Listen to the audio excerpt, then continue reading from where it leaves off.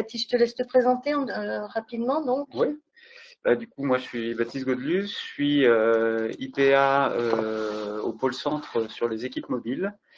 Je suis infirmier diplômé d'État au départ en 99. J'ai toujours travaillé en psychiatrie, 10 ans sur l'hôpital Saint-Jean-de-Dieu et je suis depuis 2010 sur l'hôpital du Vinatier où j'ai travaillé avant de repartir en études du coup pour faire IPA. Je travaillais sur le service universitaire de réhabilitation de 2010 à 2019 en gros. Voilà, donc très centré sur la réhabilitation pendant ces 10 années-là et une poursuite sur les équipes mobiles là, depuis la fin de mon diplôme, c'est-à-dire depuis 2020. J'ai intégré les équipes mobiles en juillet 2020. C'est ça. Merci, Baptiste. Mais de rien. Voilà, donc moi je vais vous dire quelques mots sur, on va dire, peut-être ce qu'on pourrait appeler un cadrage un petit peu général finalement, qui concerne les infirmiers en pratique avancée.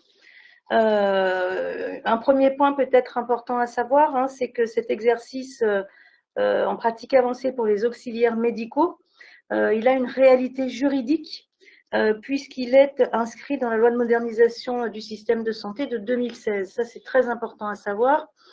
Et puis, un deuxième point réglementaire également très important aussi à connaître, c'est que finalement, la création du diplôme d'état d'IPA, elle est définie du coup par décret.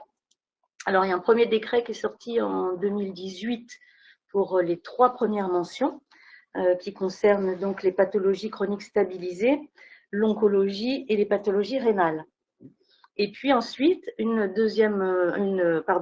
quatrième mention dont le décret est paru en août 2019 et qui concerne celle-ci, la psychiatrie et la santé mentale. Voilà un petit peu pour le cadrage réglementaire, on va dire. Alors, pourquoi Il y a une 5e mention qui a été créée en 2021 pour les urgences. Mais dont le décret n'est pas encore… le décret est paru, mais par contre, il n'y a pas encore d'IPA en urgence puisqu'ils sont rentrés en formation en septembre là, voilà. Donc ils ne sont pas encore sur le terrain. Donc ils sortent dans 2 ans. Entre 1 et 2 ans, on va avoir les premiers. Ok. Oui, très bien effectivement de le rajouter. Donc, pourquoi finalement, pourquoi l'apparition, la création de ce nouveau métier, elle s'est basée quand même sur des déterminants de santé qu'on conduit finalement à la mise en place de la pratique avancée.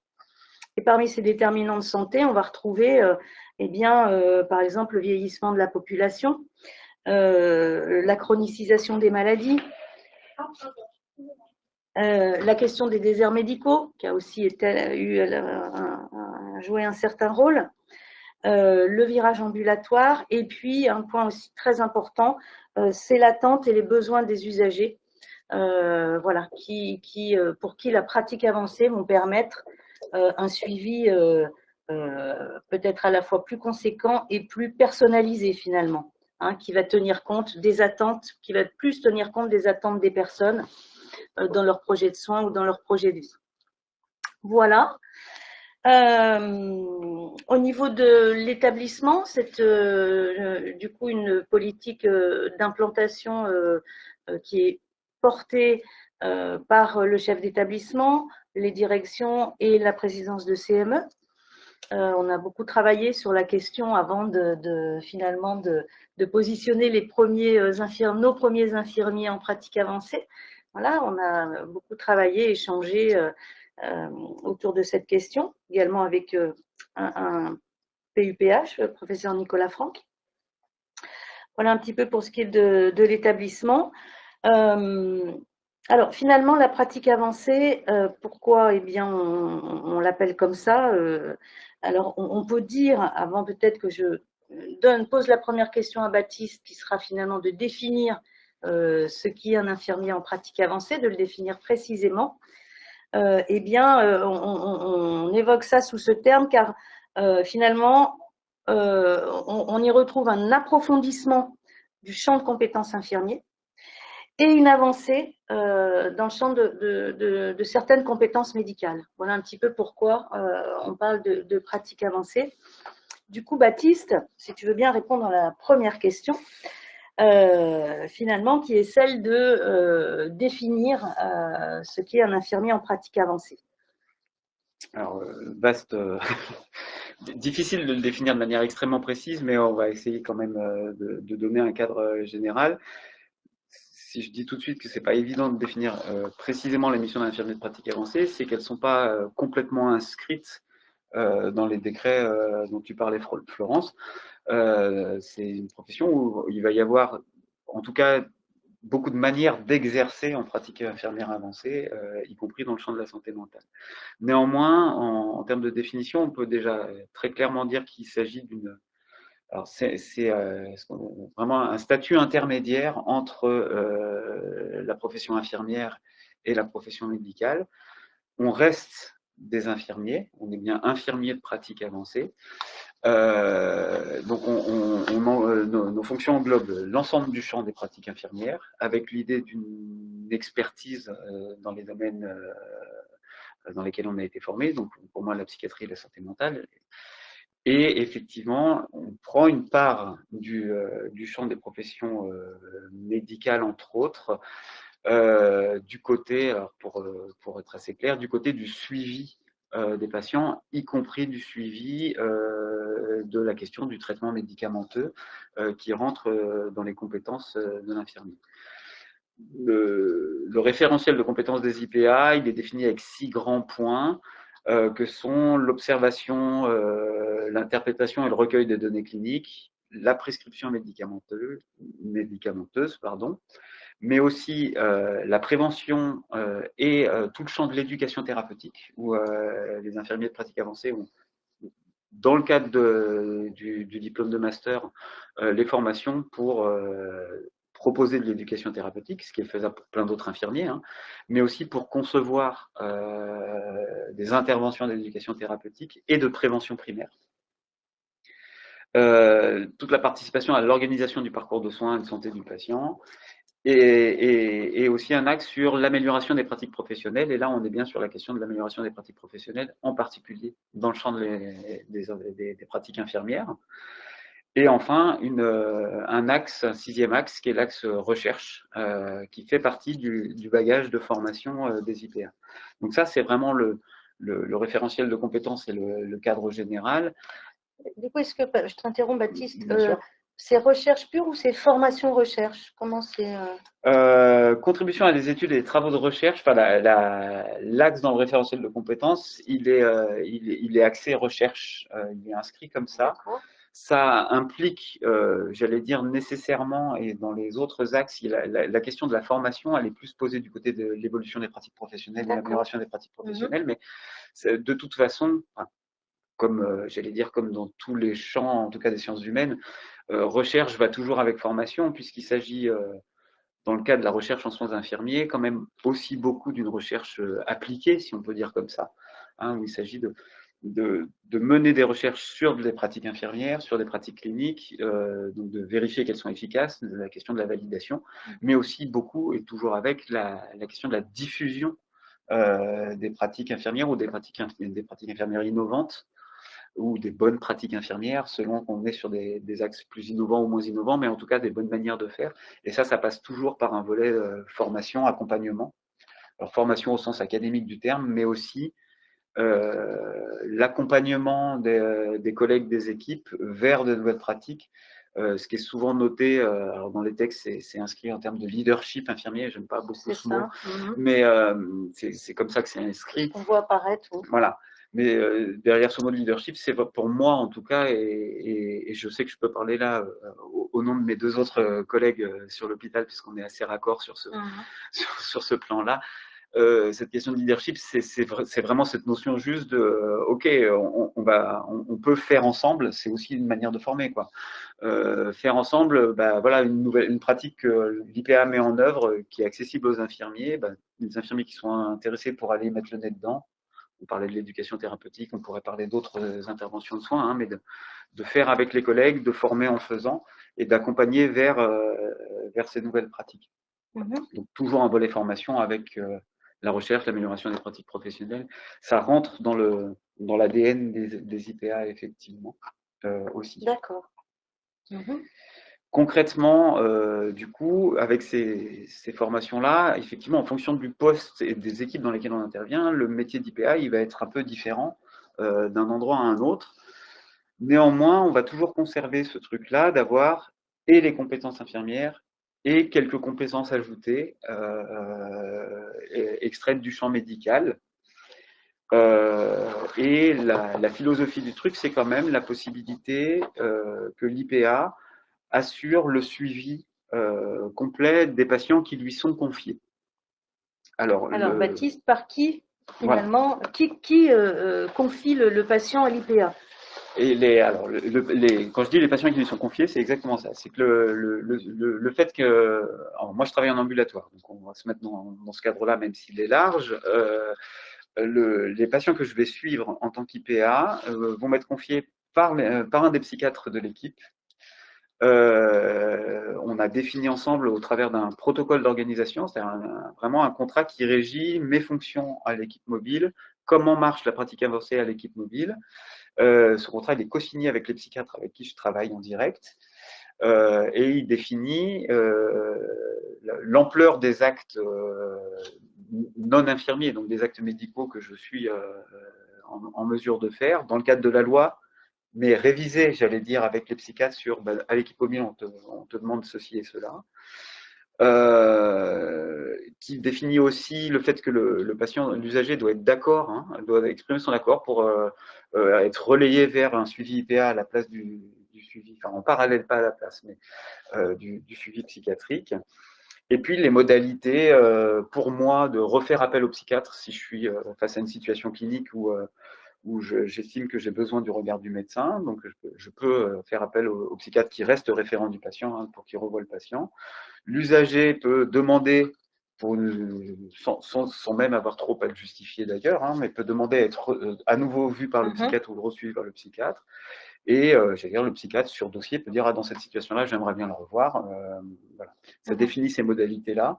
Et du coup, le médecin propose à un usager d'être suivi par l'IPA. Si l'usager est d'accord, on, on acte le fait qu'il est suivi par l'IPA, on lui remet un document qui reprécise bien ça pour l'usager, hein, quelles sont les modalités pour lui du suivi, ce que ça ne change pas, et comment, s'il le souhaite, il peut revenir vers le psychiatre. D'accord. Voilà. Donc c'est donc un travail en autonomie, oui, mais sous-tendu, finalement, par la présence du médecin psychiatre qui garde finalement il reste référent du qui reste patient. référent du patient.